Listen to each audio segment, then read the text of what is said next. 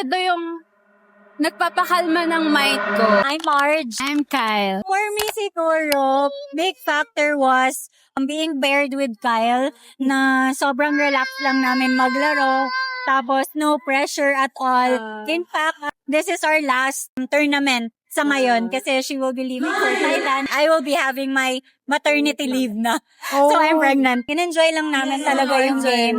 No pressure for the both of us. Yun lang. I think yun yung advantage. Kahit wala kasi kaming training, ganyan. Kasi wala tayong karanasan. Parang yun din yung vibes namin. Chill lang kami. Soft game lang. Napansin ko rin match yung kulay sa outfit nyo. So meant to be po kami.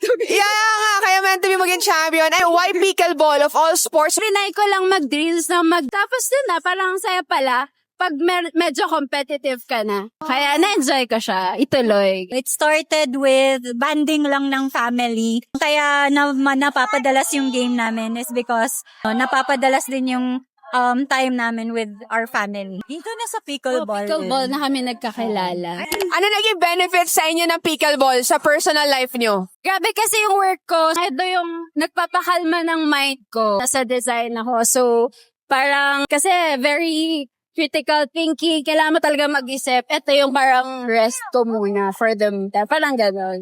So, okay siya. For me naman, parang outlet siya outside being a mother. Tapos, bonding din namin ang husband ko kasi we play together din. Yung advice nyo sa mga nanonood right now na they want to start their pickleball journey, anong advice nyo sa kanila? Kasi sa una, hindi nyo siya parang may enjoy, di ba? Parang boring naman ito. Gano'n.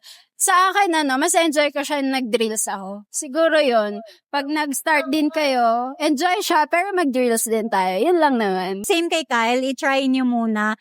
And very welcoming yung pickleball community. So, if you feel like parang hindi ako magaling or baka wala akong makalaro, maraming tao ang same feeling ninyo na magugulat kayo, magiging close friends kayo. Parang kami lang. Congratulations sa inyo from I Am Worldwide, no? And hopefully yung story nyo marami din ma-inspire na mag-start ang pickleball journey nila. Thank you yun lang.